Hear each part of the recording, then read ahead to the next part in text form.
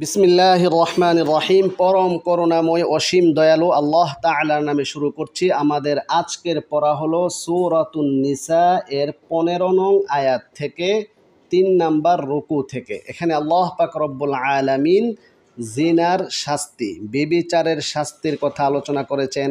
এই রুকুতে তাওবার মূলনীতি আলোচনা করেছেন। তারপরে জাহিলি যুগের কিছু ভ্রান্ত নিকৃষ্ট প্রথার খণ্ডন করেছেন। তারপরে মুহাররামাত, যে সকল নারীদেরকে বিবাহ করা হারাম তাদের বর্ণনা এসেছে এই রুকুর শেষের দিকে অল্প, তার পরবর্তী রুকুতে বিস্তারিত। আমরা এই দুইটি রুকু আজকে ইনশাআল্লাহ আলোচনা করব। আর এই 3 নাম্বার রুকুতে 3টা বিধান আরোপিত হয়েছে। আশরাফ আলী থানভী রহমাতুল্লাহ আলাইহি বায়ানুল কুরআনের বর্ণনা অনুপাতে মৌলিক সূরাতুন নিসার মধ্যে মৌলিক 28টি বিধান রয়েছিল, তার আজকে হচ্ছে 8 নাম্বার বিধান থেকে। খেয়াল করো, বিসমিল্লাহির রহমানির রহিম। ওয়াল্লাতী ইয়াতিনাল ফাহিশাতা মিন নিসাইকুম ফাস্তাশহিদু আলাইহিন্না আরবাআতাম মিনকুম ফাইন শাহিদু ফাআমসিকুহুন্না ফিল বুয়ুতি হাত্তা ইয়াতাওয়াফাহুন্নাল মাউতু আও ইয়াজআলাল্লাহু লাহুন্না সাবিলা। শাব্দিক অনুবাদ, ওয়াল্লাতী ইয়াতিনাল ফাহিশাতা, ওই সমস্ত নারীগণ যারা বেহায়াপনা কাজে লিপ্ত হয়ে পড়ে, যৌনকর্মে লিপ্ত হয়ে যায়, পরকীয়ায় লিপ্ত হয়ে যায়, তোমাদের মধ্য থেকে যে সকল নারীরা ব্যভিচারে লিপ্ত হয়ে যায়, ফাস্তাশহিদু আলাইহিন্না, তাদের বিরুদ্ধে তোমরা সাক্ষী উপস্থাপন করো, আরবাআতাম মিনকুম, তোমাদের মধ্য থেকে 4 জন সাক্ষী। ফাইন শাহিদু, অতঃপর যদি তারা সাক্ষ্য দেয়, ফাআমসিকুহুন্না ফিল বুয়ুতি, তাহলে তাদেরকে বাড়িতে আটকে রাখো, হাত্তা ইয়াতাওয়াফাহুন্নাল মাউত, মৃত্যু তাদেরকে উঠিয়ে নেওয়ার আগ পর্যন্ত, অর্থাৎ যাবজ্জীবন জেলের মধ্যে তাদেরকে রাখো, যাবজ্জীবন গৃহবন্দী। এটা হচ্ছে ইসলামের প্রাথমিক যুগে প্রথম যুগের বিধান, ঠিক আছে। পরবর্তীতে এটা রহিত হয়ে যায় সূরাতুন নূরের আয-যানিয়াতু ওয়াজ-যানি আয়াতের মাধ্যমে। হাত্তা ইয়াতাওয়াফাহুন্নাল মাউতু, মৃত্যু উঠিয়ে নেওয়ার আগ পর্যন্ত, অর্থাৎ যাবজ্জীবন গৃহবন্দী করে রাখো। আও অথবা ইয়াজআলাল্লাহু লাহুন্না সাবিলা, আল্লাহ পাক রব্বুল আলামিন তাদের জন্য কোনো পন্থা সৃষ্টি করে দিবেন। ওয়াল্লাযানি ইয়াতিয়ানিহা মিনকুম ফাআযুহুমা ফাইন তাবা ওয়া আসলাহা ফাআরিদু আনহুমা ইন্নাল্লাহা কানা তাওয়াবার রহিমা। আর তোমাদের মধ্য থেকে যারা বেহায়াপনা কাজে লিপ্ত হয়, যৌনকর্মে লিপ্ত হয়ে যায়, চাই সেটা নারী নারী হোক, পুরুষ পুরুষ হোক, নারী পুরুষ হোক, এখানে পুরুষ পুরুষ যেটা সমকাম বা সমকামে যদি কেউ লিপ্ত হয়, ফাআযুহুমা, তাহলে তোমরা তাদেরকে শাস্তি দাও। ফাইন তাবা, অতঃপর যদি তারা তওবা করে ফেলে, ও আসলাহা, নিজেরা সংশোধন হয়ে যায়, তাদেরকে সংশোধন করে ফেলে, ফাআরিদু আনহুমা, তাহলে শাস্তি দেওয়া থেকে তোমরা বিরত থাকো, উপেক্ষা করো। ইন্নাল্লাহা কানা তাওয়াবার রহিমা, নিশ্চয় আল্লাহ পাক রব্বুল আলামিন তওবা কবুলকারী, অতিশয় দয়ালু। এরপর আল্লাহ পাক রব্বুল আলামিন এখানে তওবার মূলনীতি আলোচনা করেছেন। ইন্নামাত তাওবাতু আলাল্লাহি লিল্লাযীনা ইয়া'মালুনাস সুআ বিজাহালাতিন সুম্মা ইয়াতুবুনা মিন করিবিন ফাউলাইকা ইয়াতুবুল্লাহু আলাইহিম ওয়া কানাল্লাহু আলীমান হাকীমা। নিশ্চয়ই তওবা তো হচ্ছে আল্লাহ তাআলার উপর তওবা, আল্লাহ তাআলার নিকট তওবা তো তাদের জন্য, লিল্লাযীনা ইয়া'মালুনাস সু, যারা অপকর্মে লিপ্ত হয়েছে, গুনাহের কাজ করে ফেলেছে, হারাম কাজে লিপ্ত হয়ে গিয়েছে, বিজাহালাতিন, অজ্ঞতা সারে, না জেনে না বুঝে, অজ্ঞতা সারে, সুম্মা ইয়াতুবুনা মিন করিবিন, অতঃপর তারা নিকটেই তওবা করে ফেলে, অনতি বিলম্বে তওবা করে ফেলে, ফাউলাইকা ইয়াতুবুল্লাহু আলাইহিম, তাহলে আল্লাহ পাক রব্বুল আলামিন তাদের তওবা কবুল করবেন। ওয়া কানাল্লাহু আলীমান হাকীমা, আর অবশ্যই আল্লাহ পাক রব্বুল আলামিন সম্যক অবগত, সর্বজ্ঞ, প্রজ্ঞাময়। তো এখানে একটা বিষয় লক্ষণীয় হচ্ছে, যারা অজ্ঞতাসারে করবে এটার মর্ম কি? কেউ যদি ইচ্ছাকৃতভাবে গুনাহে লিপ্ত হয় তাহলে কি সে তওবা করলে ক্ষমা হবে না? অবশ্যই হবে, যা অন্য আয়াত দ্বারা প্রমাণিত। এখানে যে জেনে বুঝে করছে সেটাও কিন্তু এক ধরনের অজ্ঞতাই। বাস্তবিক পক্ষে যেটা ইলম, জাহালাতুন এর বিপরীত হচ্ছে ইলমুন। তো প্রকৃত পক্ষে ইলম যেটা, একটা হচ্ছে বাহ্যিক ইলম, বাহ্যিক জানা, সুদ এটা হারাম আমি বাহ্যিকভাবে জানি, কিন্তু উপলব্ধিগতভাবে জানা যেটা, উপলব্ধিগতভাবে যদি কেউ জানে তাহলে সে এটাতে লিপ্ত হতে পারে না, কুশ্চিনকালও পারবে না। তো ইলম তো হচ্ছে ইদরাকুশ শাইই বিহাকিকাতিহি, কোনো জিনিসের তাত্ত্বিক উপলব্ধি। তাই বাস্তবভিত্তিক, বাস্তবতার সাথে সামঞ্জস্যপূর্ণ উপলব্ধি থাকলে সে অপরাধে লিপ্ত হইতে পারে না। তাই আসলে এই জ্ঞানগত দিক থেকে মানে বাহ্যিকভাবে বর্ণনা ভিত্তিক যদিও সে জানে এটা হারাম, তারপরে লিপ্ত হয়ে যায়, সেটাও এক ধরনের অজ্ঞতাই, জাহালাতি। وليست التوبة للذين يعملون السيئات حتى إذا حضر أحدهم الموت قال إني تبت الآن ولا الذين يموتون وهم كفار أولئك أعتدنا لهم عذابا أليما।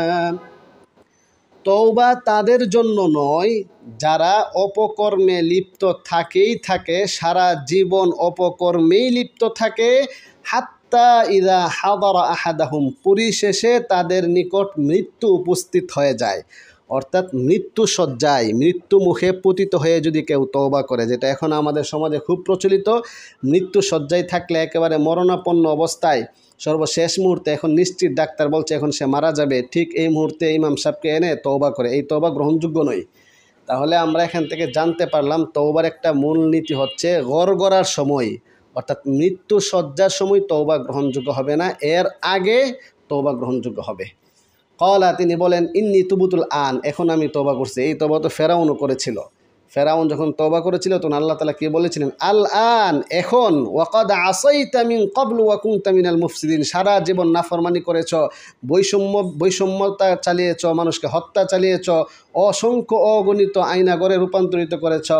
ওয়াল্লাযীনা ইয়ামুতুনা ওয়া হুম কুফফার, আর যারা কাফের অবস্থায় মৃত্যুবরণ করে তাদের তওবাও গ্রহণযোগ্য হবে না। উলাইকা আ'তাদনা লাহুম আযাবান আলীমা, এরাই তো তারা যাদের জন্য আমি যন্ত্রণাদায়ক শাস্তি প্রস্তুত করে রেখেছি। সূরাতুন নিসাতে ২৮টি মৌলিক বিধান ছিল, সেই ২৮টি মৌলিক বিধানের ৯ নম্বর বিধান এখান থেকে। يا أيها الذين آمنوا لا يحل لكم أن ترثوا النساء كرها ولا تعضلوهن لتذهبوا ببعض ما آتيتموهن إلا أن يأتين بفاحشة مبينة وعاشروهن بالمعروف فإن كرهتموهن فعسى أن تكرهوا شيئا ويجعل الله فيه خيرا كثيرا يا أيها الذين آمنوا হে ঈমানদারগণ লা ইয়াহিল্লু লাকুম তোমাদের জন্য বৈধ হবে না আন তারিসুন নিসাআ কারহা জোরপূর্বক কারহা মানে কি জোরপূর্বক বল প্রয়োগ করে নারীদের মালিক হয়ে যাবে উত্তরাধিকার হয়ে যাবে এমনটি বৈধ নয়। এটা জাহিলি যুগের এমন প্রথা ছিল, কারো স্বামী যদি মারা যেত অথবা কারো স্বামী যদি তালাক দিয়ে ফেলতো তাহলে ওই নারীর অটু মালিক সে হয়ে যেত, তাকে অটু বিবাহ করে ফেলতো, মোহর দিত না অথবা বাড়িতে আটকে রাখতো, বিভিন্নভাবে নির্যাতন করত, ক্ষমতা এক না এক তন্ত্র দেখাইতো। তো সেই প্রথাকে ভেঙ্গে দিয়ে আল্লাহ পাক রব্বুল আলামিন বলেন বল প্রয়োগ করে কোনো নারীদের মালিক তোমরা হতে পারবে না। ওয়ালা তা'দুলুহুন্না তোমরা তাদেরকে বাধা প্রদান করিও না। আদালা ইয়াদুলু মানা ইয়ামনাউ তোমরা তাদেরকে বাধা প্রদান করিও না। লিতাযহাবু তোমরা নিয়ে যাওয়ার জন্য বিবাদি মা আতাইতুমুহুন্না তোমরা তাদেরকে যে সকল মোহরানা দিয়েছিলে সেই মোহরানা ধার্যকৃত মোহর এই প্রদত্ত মোহর অংশ নিয়ে তাদেরকে আটকে রাখা, নির্যাতন করা, যে তোমাকে যে মোহর দিয়েছিলাম সেখান থেকে কিছু টাকা পয়সা দেও, এই ধরনের নির্যাতন, নারী নির্যাতন, সেটা ইসলামে বৈধ নয়। ইল্লা, তবে আইয়াতিনা বিফাহিশাতি মুবাইয়িনা, নারীরা যদি, স্ত্রীগণ যদি তারা সুস্পষ্ট পরকীয়ায়, জিনায়, বেবিচার, এই অশ্লীল বেহায়াপনা কাজে লিপ্ত হয়ে পড়ে, তাহলে তাদের থেকে টাকা আদায় করা, চাপ প্রয়োগ করা, শাস্তি প্রদান করা, গৃহবন্দী করে রাখা, সেটি বৈধ। ওয়াশিরুহুন্না বিল মারুফ, স্বাভাবিকভাবে তোমরা তাদের সাথে ন্যায়সঙ্গত আচরণ করো, তাদের সাথে স্বাচ্ছন্দ্যে ভালোবাসার ব্যবহার করো।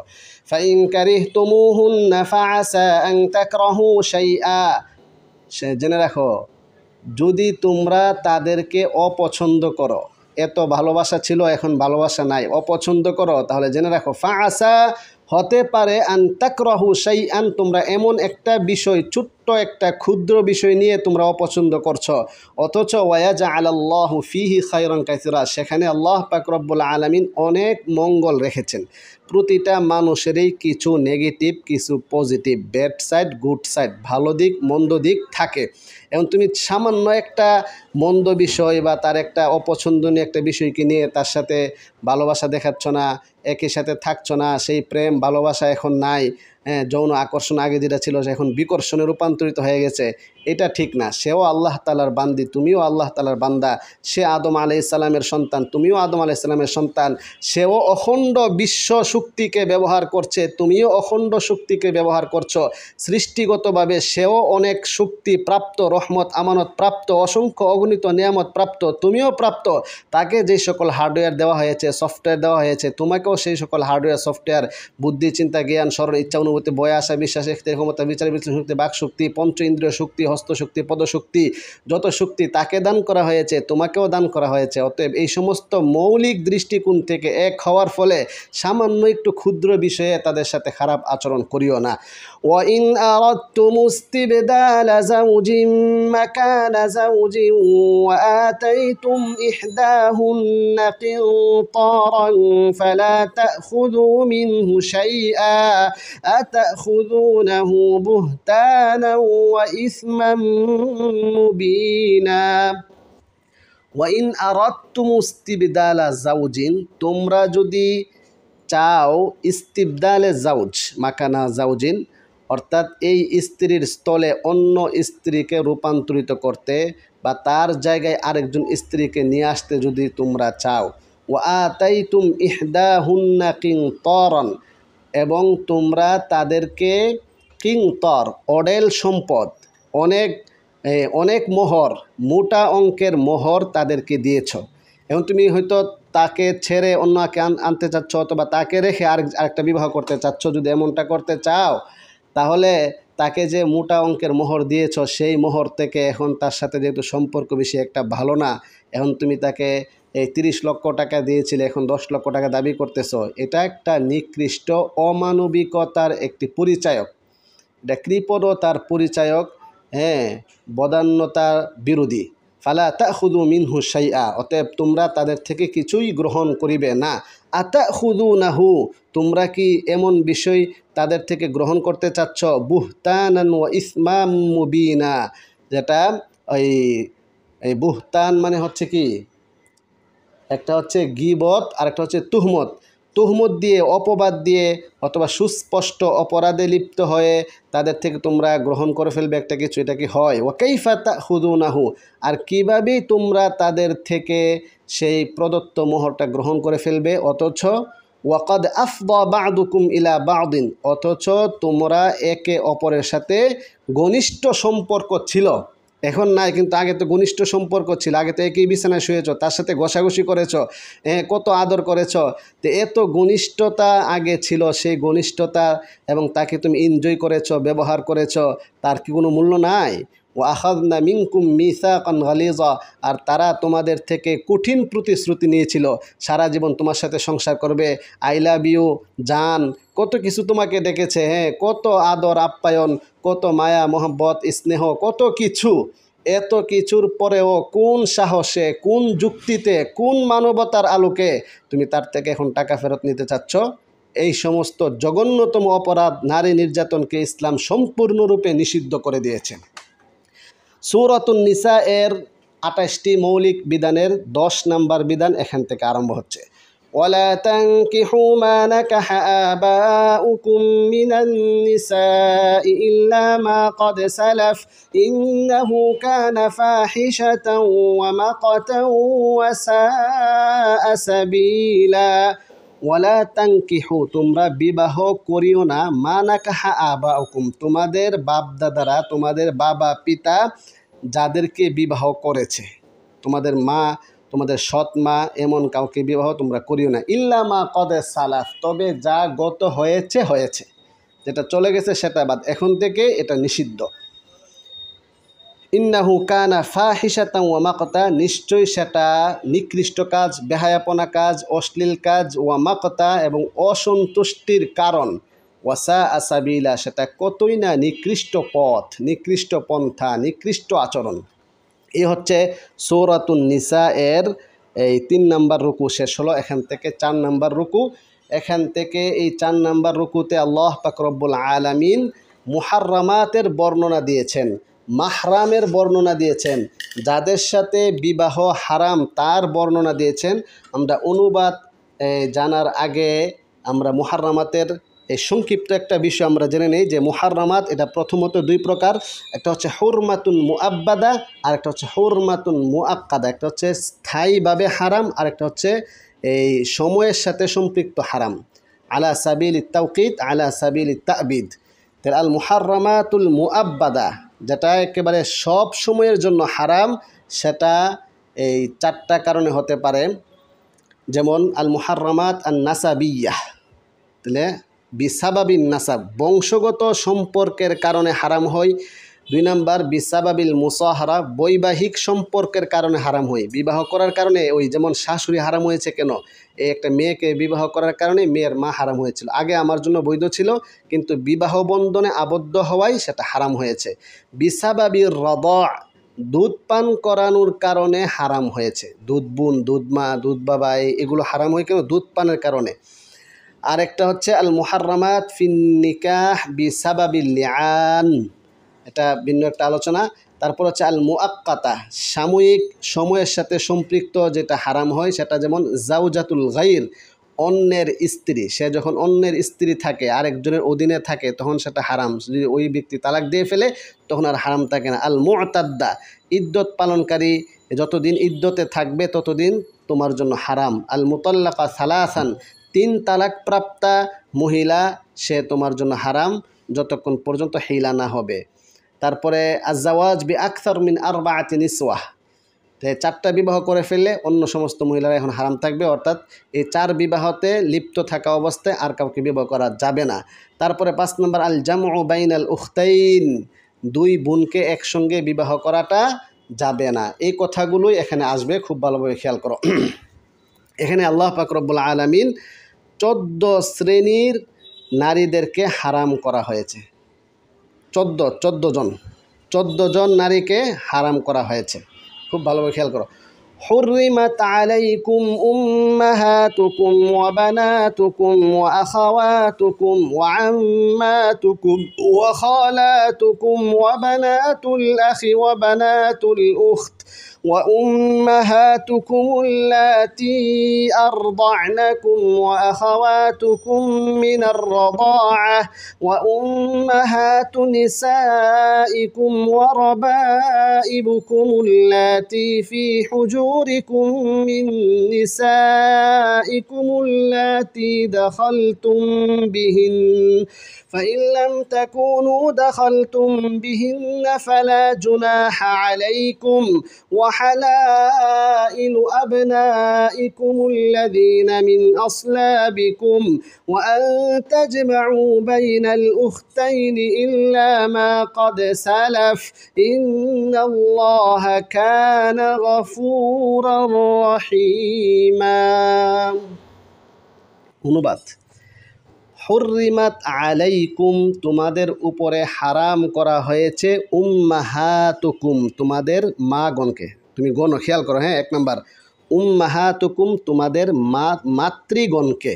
এই যে শব্দগুলো জমা ব্যবহার করেছে, জমা ব্যবহার করার উদ্দেশ্য একটু ব্যাপক। মাতৃগণ, হ্যাঁ, কন্যাগণ, এই যে মাতৃগণ বলে কি উদ্দেশ্য, অর্থাৎ উসুল ফুরু। একটা ব্যাখ্যা করছে, একটা লোকে সবগুলো বুঝে নিবা। এখানে উম্মাহাত বলতে উসুল ফুরু, অর্থাৎ মা, তার মা, তার মা, তার মা, এভাবে এভাবে দাদি, তারপরে তার তার এইভাবে যা আসবে আর কি, মা, দাদি, নানি, পিতা মাতার দাদি, নানি, এই সবগুলো তোমাদের জন্য হারাম করা হয়েছে।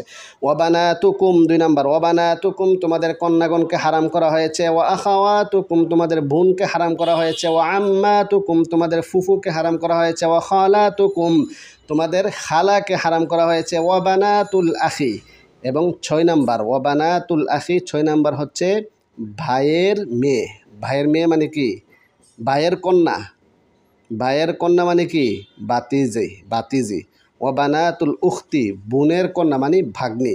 তাহলে বাতিজিকে হারাম করা হয়েছে। 7 নাম্বার ভাগ্নিকে হারাম করা হয়েছে। ওয়া উম্মাহাতুকুমুল্লাতি আরদানাকুম ওই সমস্ত মাতৃগণকেও হারাম করা হয়েছে যারা তোমাদেরকে দুধ পান করিয়েছেন। দাত্রীগণকেও হারাম করা হয়েছে। ওয়া আখাওয়াতুকুম মিনার রাদাআ এবং তোমাদের দুধ বোন, দুধের সম্পর্কে যে বোন, তাকেও হারাম করা হয়েছে। ও উম্মাহাতুন নিসাইকুম তোমাদের স্ত্রীদের মা অর্থাৎ শাশুড়িকেও হারাম করা হয়েছে। ওয়ারবা 9 নম্বর ওয়ারাবাইবুকুমুল্লাতি ফি হুজুরিকুম, রবাইব রবিবাতুন এর বহুবচন। রবিবা মানে হচ্ছে সৎ কন্যা, সৎ মেয়ে। সৎ মেয়ে, সৎ কন্যাকেও হারাম করা হয়েছে, তবে শর্ত সাপেক্ষতার আলোকে। আল্লাতি ফি হুজুরিকুম মিন নিসাইকুম যারা তোমাদের স্ত্রীদের কুলে লালিত পালিত হয়েছে। আল্লাতি দাখালতুম বিহিন্না যেই সকল স্ত্রীদের সাথে তোমাদের সহবাস হয়েছে। তাহলে সহবাস হয়েছে যার সাথে, তার মেয়ে, তাহলে তোমার সৎ মেয়ে, এটা হারাম হওয়ার জন্য তার সাথে সহবাস শর্ত। ফাইল্লাম তাকুনু দাখালতুম বিহিন্না যদি তোমরা তাদের সাথে সহবাস না করে থাকো, ফালা জুনাহা আলাইকুম তাহলে কোনো অপরাধ নেই, তাদেরকে বিয়া করতে পারবে। 12 নম্বর ওয়াহালাইলু আবনাইকুমুল্লাযীনা মিন আসলাবিকুম তোমাদের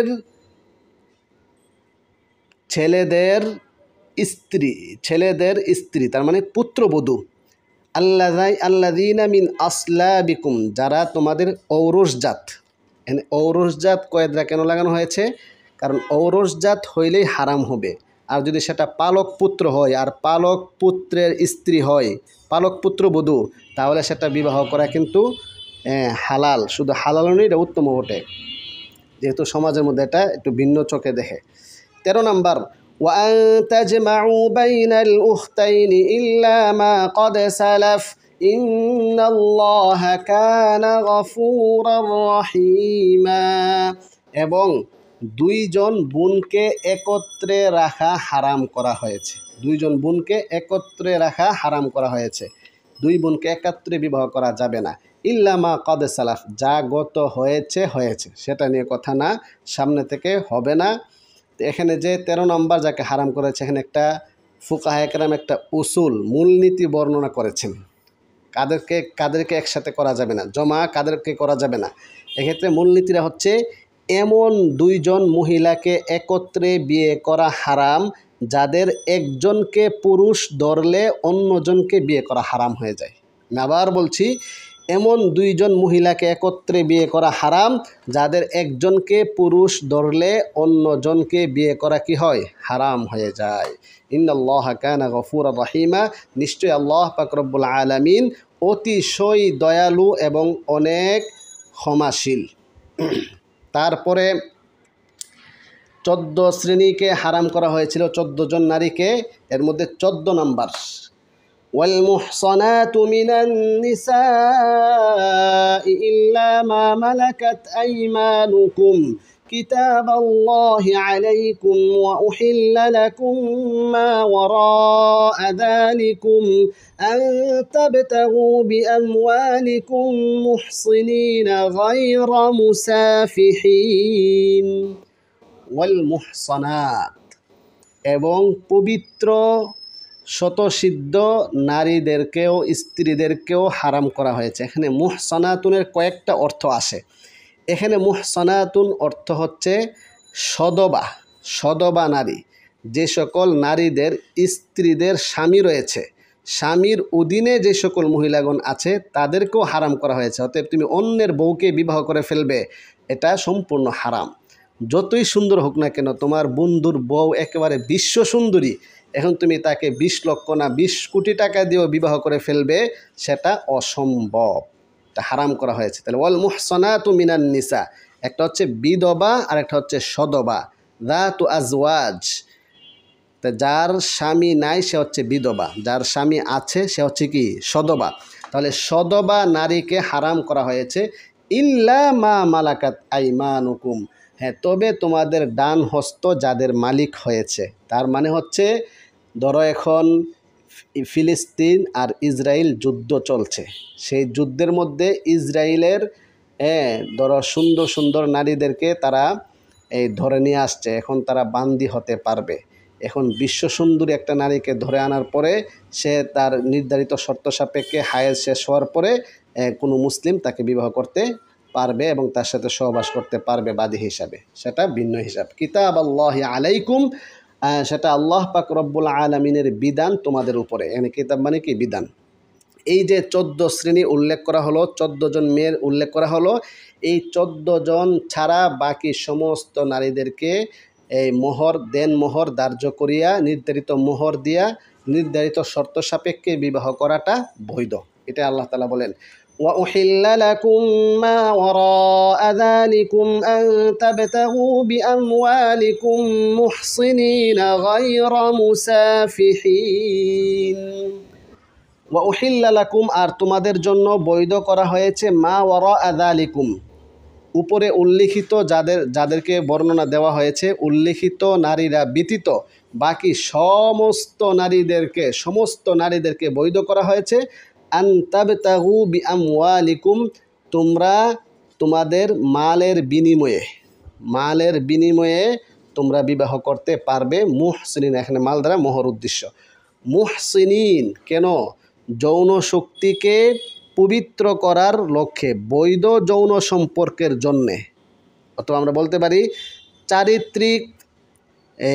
চারিত্রিক বিষয়টা পবিত্র রাখার জন্যে, চারিত্রিক পবিত্রতা অর্জনের জন্য। এবার বলতে পারো মুহসিন মানে এখানে চারিত্রিক পবিত্রতার উদ্দেশ্যে, বিবাহের উদ্দেশ্যে। গায়রা মুসাফিহিন, বিবিচারী হয়ে নয়। মুসাফিহ মানে হচ্ছে বিবিচারে লিপ্ত হয়ে বা বিবিচারের জন্য সাময়িক উপভোগ করার জন্য নয়, লিভ টুগেদার হবে বিষয়টা এমন নয়, বরং তার সাথে সম্পর্ক হবে, বৈধ সম্পর্ক হবে, আল্লাহ তাআলার হুকুমের সম্পর্ক হবে, তার মাধ্যমে একটা পরিবার গঠিত হবে, স্বামী স্ত্রী দায়িত্ব পালন করবে, সুন্দর সমাজ গঠিত হবে, সেই লক্ষ্যে তোমরা বিবাহ করবে।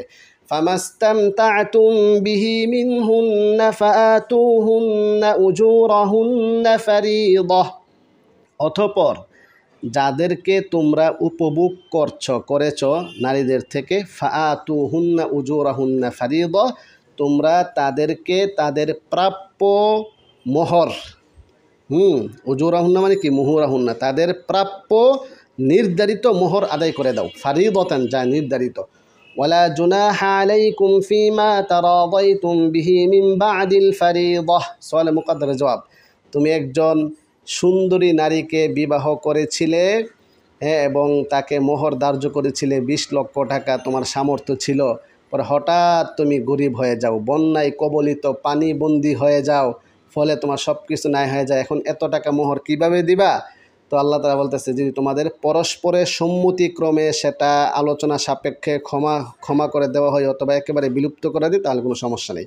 ওয়ালা জুনাহা আলাইকুম, তোমাদের উপরে কোনো অপরাধ হবে না, ফিমা তারাদাইতুম বিহি, যেই বিষয়ে মোহর কমানোর ক্ষেত্রে বা বিলুপ্তি করার ক্ষেত্রে যেই বিষয়ে তোমরা পরস্পরের সন্তুষ্ট চিত্তে, কষ্ট দিয়ে নয়, চাপ প্রয়োগ করে নয়, মিন বা'দিল ফারিদা, নির্ধারণ করার পরে। ইন্নাল্লাহা কানা আলিমান হাকিমা, নিশ্চয়ই আল্লাহ পাক রব্বুল আলামিন সম্যক অবগত প্রজ্ঞাময়ী। ومن لم يستطع منكم طولا أن ينكح المحصنات المؤمنات فمما ملكت أيمانكم من فتياتكم المؤمنات, আর যারা তোমাদের মধ্য থেকে যারা সক্ষম নয়, শক্তি সামর্থ্য নয়, যাদের অভাব অনটনে আছে, অর্থ নাই, তৌলান সামর্থ্য, নাননফকার এই সামর্থ্য নাই। আইয়াং কিহাল মুহসনাতিল মুমিনাত, তারা মুমিন স্বাধীন নারীদেরকে বিবাহ করতে, সুন্দরী স্বাধীন পবিত্র শতসিদ্ধ নারীকে বিবাহ করতে তো ভালো মোহর লাগবে, হ্যাঁ, একটা ভালো ব্যবস্থাপনা লাগবে। এই সুযোগ যদি তোমার না থাকে তাহলে ফামিম্মা মালাকাত আইমানুকুম মিন ফাতায়াতিকুমুল মুমিনাত, তাহলে মুমিন কৃতদাস যাদের ব্যাপারে ডান হস্ত মালিক হয়েছে, তোমাদের অধিকারভুক্ত হয়েছে, অর্থাৎ দাসীদেরকে বিবাহ করবে আর কি। এটা সেই যুগের ব্যবধান। এখন যদি দাসী না থাকে তাহলে তুমি রোজা রাখবে, অন্যভাবে সেটাকে নিয়ন্ত্রণ করবে। আল্লাহু আ'লামু বিঈমানিকুম। এখানে আরেকটি সোয়ালে মুকাদ্দার জবাব, যে আমি শতসিদ্ধ মুমিন স্বাধীন নারীকে তো বিবাহ করাটা আমার ইচ্ছা ছিল, এখন এই একটা কৃতদাস, একটা বাদী, তাকে বিবাহ করব। এই বাদী মনে করে তাকে নিচু দৃষ্টিতে, হেয় প্রতিপন্নের দৃষ্টিতে দেখার কোনো সুযোগ নাই। শুনে রাখো, সেও মানুষ, তুমিও মানুষ, মানুষ হিসাবে তোমরা সবাই সমান। তাকে মানুষ হিসাবে স্বীকৃতি প্রদান করার সামর্থ্য তোমার আছে কিনা, তুমি মানুষ হিসাবে তাকে স্বীকৃতি দিচ্ছ কিনা। সে তো অখণ্ড বিশ্বশক্তি ব্যবহার করছে, তুমিও ব্যবহার করছো। সেও আদম আলাইহিস সালামের সন্তান, তুমিও আদম আলাইহিস সালামের সন্তান। সেই দৃষ্টিকোণ থেকে তোমরা এক। এখন বিষয়টা হচ্ছে আল্লাহ তাআলার কাছে কে বেশি সম্মানী সেটা তুমি জানো, কারণ ঈমানের সম্পর্ক হচ্ছে মনের সাথে, অন্তরের সাথে, হৃদয়ের সাথে। এই জন্য আল্লাহ তাআলা বলেন ওয়াল্লাহু আ'লামু বিঈমানিকুম, আর আল্লাহ পাক রব্বুল আলামিন তোমাদের ঈমানের ব্যাপারে সম্যক অবগত আছেন। বা'দুকুম মিন বা'দ, তোমরা একে অপরের সাথে সামঞ্জস্যপূর্ণ মানুষ হিসাবে একে অপরের অংশ। فانكحوهن بإذن أهلهن وآتوهن أجورهن بالمعروف محصنات غير مسافحات ولا متخذات أخدان। ফাঙ্কিহুহুন্না, তোমরা তাদেরকে বিবাহ করো, বিইজনি আহলিহিন্না, তাদের মুনিবের অনুমতি ক্রমে। এখন তুমি একটা বাদীকে বিবাহ করবে, তার মুনিব আছে, তাহলে মুনিবের অনুমতি নিয়ে বিবাহ করতে হবে, এটা শর্ত। এবং ওয়াতুহুন্না উজুরাহুন্না বিল মারুফ, ন্যায়সঙ্গতভাবে সমতা রক্ষা করে, সাম্য রক্ষা করে তাদের প্রাপ্য মোহর তাদেরকে আদায় করো। এমন না যে সে বাদী, গরিব ফ্যামিলির লোক, তারে কি আর মোহর দিতে হবে, বিষয়টা এমন নয়। ইসলাম নারীর অধিকার নিশ্চিত করেছে, তাকেও তার মোহর, প্রাপ্য মোহর, সেটা বুঝিয়ে দিতে হবে। মুহসনাতিন, পবিত্র অবস্থায় বিবাহের উদ্দেশ্যে সুন্দর একটি সংসার, দাম্পত্যময় সুখময় জীবন পরিকল্পনা বা সুখময় জীবন বাস্তবায়নের প্রেক্ষাপটে বিবাহ করবে। মুহসনাতিন গায়রা মুসাফিহাতিন, সে প্রকাশ্য জিনাকারী হয়ে নয়। ওয়ালা মুত্তাখিদাতি আখদান, তাকে যে তুমি টাকা পয়সা দিবে, সেটা বিবাহ করছো সে উদ্দেশ্যে দিবে, এটা কোনো সাময়িক এনজয়, সাময়িক জিনা বিবিচার, এজন্য নয়। ওয়ালা মুত্তাখিদাতি আখদান, সে এই আখদান হচ্ছে খিদনুন এর বহুবচন। খিদনুন মানে হচ্ছে অন্তরঙ্গ বন্ধু, বয়ফ্রেন্ড, ঠিক আছে, বয়ফ্রেন্ড অথবা গুপ্ত প্রেম। এটা গুপ্ত প্রেমের উদ্দেশ্যে নয়, এই যে বিবাহটা হবে তার সাথে গুপ্ত প্রেমের উদ্দেশ্যে নয়, অথবা সে তোমার বয়ফ্রেন্ড, সে তোমার গার্লফ্রেন্ড এই হিসাবে নয়। তাহলে বয়ফ্রেন্ড বানিয়ে নয়, গুপ্ত প্রেমিক হিসাবে নয়। এটা বিভিন্ন অনুবাদের মধ্যে যে শব্দটা লেখছে সেই শব্দটা তুমি বুঝতে কষ্ট হবে। যেমন ইসলামী ফাউন্ডেশন সহ তকির উসমানী সাহেবের আর বই অনুবাদগুলোতে লেখছে কি উপপতি। ওয়ালা মুত্তাখিদাতি আখদান, উপপতি বানিয়ে নয়। উপপতি মানে কি? উপপতি মানে হচ্ছে গুপ্ত প্রেমিক, বয়ফ্রেন্ড, অন্তরঙ্গ বন্ধু। ফাইদা উহসিন্না, এখান থেকে 11 নম্বর বিধান, সূরা নিসার 28টি মৌলিক বিধানের 11 নম্বর বিধান এখান থেকে। ফাইদা উহসিন্না ফাইন আতাইনা বিফাহিশাতিন ফাআলাইহিন্না নিসফু মা আলাল মুহসানাতি মিনাল আযাব, অতঃপর তারা যখন বিবাহে আবদ্ধ হয়েছে, তারা বিবাহিত হয়েছে এখন, ফাইন আতাইনা বিফাহিশাতিন ফাআলাইহিন্না, অতঃপর যদি তারা জিনা বিবিচারে লিপ্ত হয়ে যায়, তাহলে ফাআলাইহিন্না নিসফু মা আলাল মুহসানাতি মিনাল আযাব, একেবারে স্বাধীন নারীর শাস্তির অর্ধেক শাস্তি তার হবে। অর্থাৎ একজন অবিবাহিত স্বাধীন নারী যদি জিনায় লিপ্ত হয়, তাহলে তার শাস্তি হচ্ছে 100 দুররা, 100 বেত্রাঘাত। এখন সেই বাদী যদি এই অবিবাহিত বাদী যদি সে কি হয় জিনা বিবিচারে লিপ্ত হয়ে যায়, তাহলে তার শাস্তি কি হবে? অর্ধেক হবে। অর্থাৎ বিবাহ অবস্থায় যদি হয়ে যায় তাহলে কি হবে? অর্ধেক হবে। যালিকা লিমান খাশিয়াল আনাতা মিনকুম, আর এটা হচ্ছে তোমাদের মধ্য থেকে যারা যৌন শক্তিকে নিয়ন্ত্রণ করতে পারবে না, যারা এই আনাতুন মানে হচ্ছে যৌন শক্তি, সেক্স পাওয়ার, এই সেক্সের আশঙ্কা যারা করবে যে এটা অবৈধ ব্যবহার হয়ে যেতে পারে, এই আশঙ্কা যারা করবে তাদের জন্য এই বিধান। আর তোমার যদি সামর্থ্য না থাকে, টাকা পয়সার অভাব থাকে, ঘর বাড়ি নাই, মৌলিক চাহিদা পুরা করার মতো সামর্থ্য তোমার নাই, তাহলে তুমি এই নিম্ন শ্রেণীর লোকদেরকেও বিবাহ করার দরকার নাই। তুমি ধৈর্য ধারণ করো, রোজা রাখো, তাকওয়া নিয়ে চলো। ওয়া আং তাসবিরু খায়রুল লাকুম, যদি তোমরা ধৈর্য ধারণ করতে পারো সেটা তোমাদের জন্য অধিক মঙ্গল হবে। এখানে ধৈর্য ধারণ করা মানে কি? যৌন শক্তিকে নিয়ন্ত্রণ করা। যৌন শক্তিকে নিয়ন্ত্রণ করার বৈধ পন্থা হলো হয়তো বিবাহ করতে হবে, না হয় সে ব্যায়াম করবে, তার তাকওয়া চিন্তা চেতনা এগুলা সঠিক থাকবে, এগুলার মাধ্যমে সে সৃষ্টি দর্শনে, স্রষ্টা দর্শন, আত্মদর্শনে, সত্য দর্শন এগুলা নিয়ে সে চিন্তা করবে। ফলে সে তাকওয়ার মাধ্যমে কি থাকবে? যৌন শক্তিকে নিয়ন্ত্রণ করতে পারবে। এছাড়া যৌন শক্তি যদি কেউ যদি বিবাহ না করে, ব্যায়ামও করে না, তারপরে রোজাও রাখে না, তারপরে সে তাকওয়া চিন্তা ফিকির তাহাজ্জুদ নামাজ জিকির আজকার তেলাওয়াত এগুলো সে করে না, তাহলে বুঝতে হবে সে কোনো না কোনো অবৈধভাবে সে তার যৌন শক্তিকে নিয়ন্ত্রণ করছে, মানে অবৈধ পন্থায় যৌন শক্তিকে ব্যবহার করছে। অবৈধভাবে ব্যবহারের অনেক পদ্ধতি হইতে পারে। এখন বর্তমান যেই যুগ আসছে, মোবাইলের মধ্যে পূর্ণ আসক্ত হওয়া, খারাপ খারাপ নেকেট ছবি দেখা, কুলবালিশের সাথে এই আনজানজি করা, বাথরুমে গিয়ে হস্তমৈথুন করা, এই সমস্ত আরও যাবতীয় যত এই কাজ আছে, এই সমস্ত কাজের সাথে সে সম্পৃক্ত হয়ে যাবে। এবার যত বড় বুজুর্গ হোক না কেন, এখানে কথা ক্লিয়ার, কোনো ঝামেলা নাই। বৈধভাবে যৌন শক্তিকে নিয়ন্ত্রণ করার যে মাধ্যমগুলো বলা হলো, 1 নম্বর ব্যায়াম করতে হবে, 2 নম্বর তাকওয়া লাগবে, 3 নম্বর রোজা রাখতে হবে, চিন্তা ফিকির করতে হবে, অথবা বিবাহ করতে হবে। এই 5টা পদ্ধতি ছাড়া বাকি এই 5টা পদ্ধতির কোনো একটা পদ্ধতি যদি কেউ গ্রহণ না করে, তাহলে বুঝতে হবে সে অবৈধতার সাথে সম্পৃক্ত। আল্লাহু গফুরুর রহিম। এবার তুমি ধৈর্য ধারণ তো করবে, ধৈর্য ধারণ করতে গিয়ে টুকটাক যদি এই দিক নজরে হেফাজত এরকম এদিক সেদিক হতে পারে, তো সেটা আল্লাহ পাক রব্বুল আলামিন ক্ষমা করবেন। আল্লাহু গফুরুন, আর আল্লাহ পাক রব্বুল আলামিন হচ্ছে অতিশয় ক্ষমাশীল, এবং রাহিমুন, অতিশয় দয়ালু আল্লাহ পাক রব্বুল আলামিন। অতএব আল্লাহ তাআলার উপরে আমরা আস্থা রাখতে পারি।